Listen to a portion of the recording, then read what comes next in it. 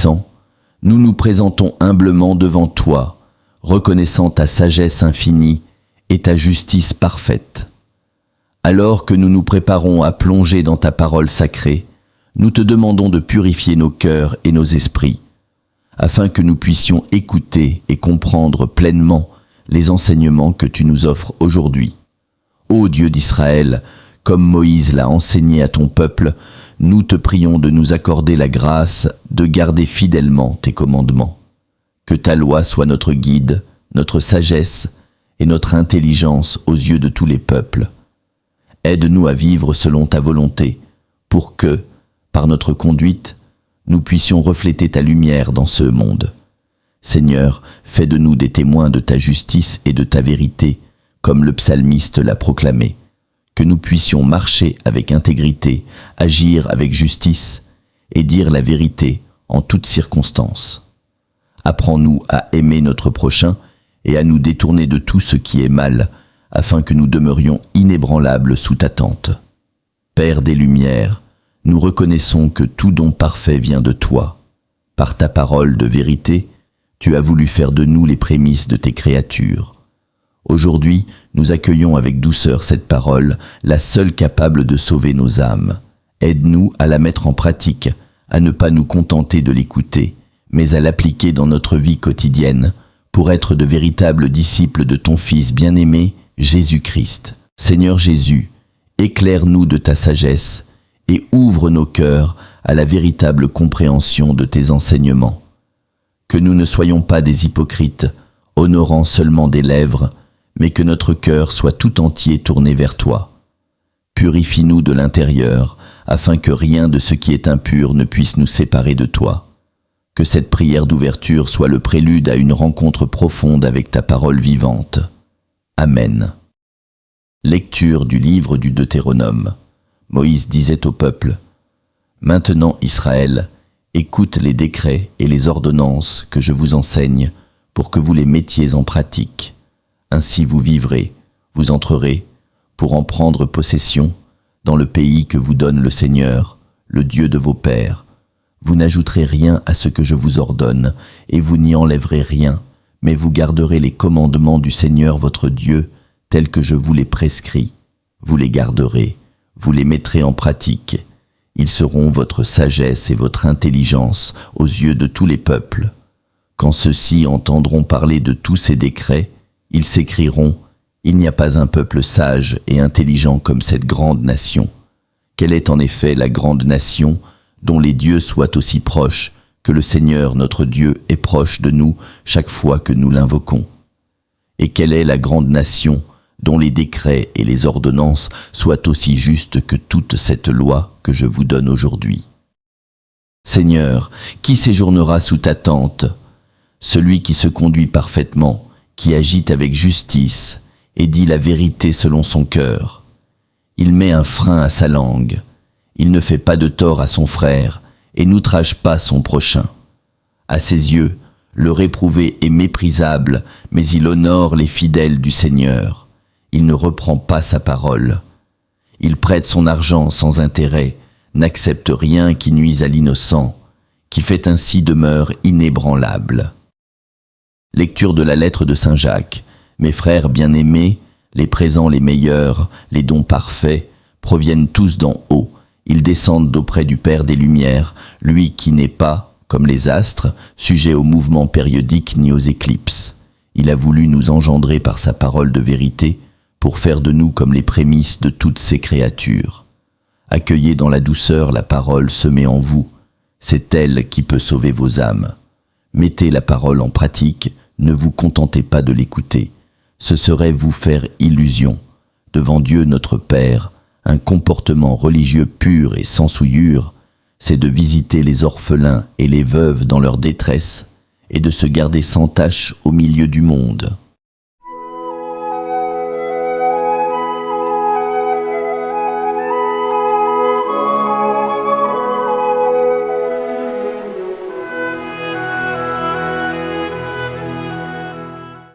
Évangile de Jésus-Christ selon saint Marc. En ce temps-là, les pharisiens et quelques scribes, venus de Jérusalem, se réunissent auprès de Jésus et voient quelques-uns de ses disciples prendre leur repas avec des mains impures, c'est-à-dire non lavées. Les pharisiens, en effet, comme tous les Juifs, se lavent toujours soigneusement les mains avant de manger, par attachement à la tradition des anciens. Et au retour du marché, ils ne mangent pas avant de s'être aspergés d'eau, et ils sont attachés encore par tradition à beaucoup d'autres pratiques, lavage de coupes, de carafes et de plats. Alors les pharisiens et les scribes demandèrent à Jésus: « Pourquoi tes disciples ne suivent-ils pas la tradition des anciens ? Ils prennent leur repas avec des mains impures. » Jésus leur répondit: « Isaïe a bien prophétisé à votre sujet, hypocrite, ainsi qu'il est écrit: « Ce peuple m'honore des lèvres, mais son cœur est loin de moi. C'est en vain qu'ils me rendent inculte. Les doctrines qu'ils enseignent ne sont que des préceptes humains. Vous aussi, vous laissez de côté le commandement de Dieu pour vous attacher à la tradition des hommes. » Appelant de nouveau la foule, il lui disait: « Écoutez-moi tous et comprenez bien. Rien de ce qui est extérieur à l'homme et qui entre en lui ne peut le rendre impur. Mais ce qui sort de l'homme, voilà ce qui rend l'homme impur. » Il disait encore à ses disciples, à l'écart de la foule: « C'est du dedans, du cœur de l'homme, que sortent les pensées perverses, inconduite, vol, meurtre, adultère, cupidité, méchanceté, fraude, débauche, envie, diffamation, orgueil et démesure. Tout ce mal vient du dedans et rend l'homme impur. »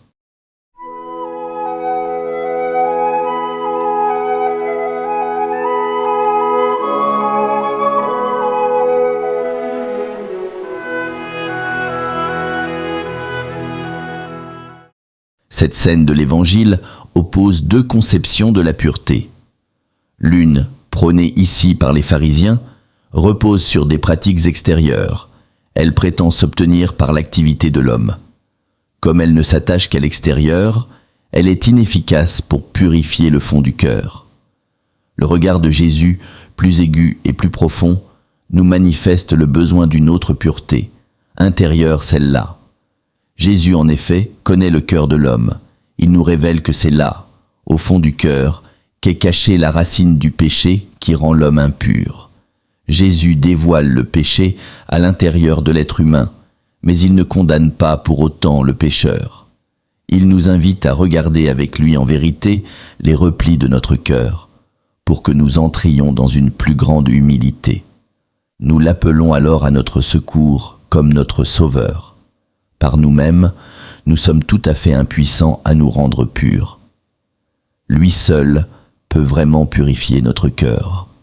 Acceptons de nous laisser regarder aujourd'hui par les yeux miséricordieux de Jésus et de discerner avec lui ceux qui en nous a besoin d'être purifiés.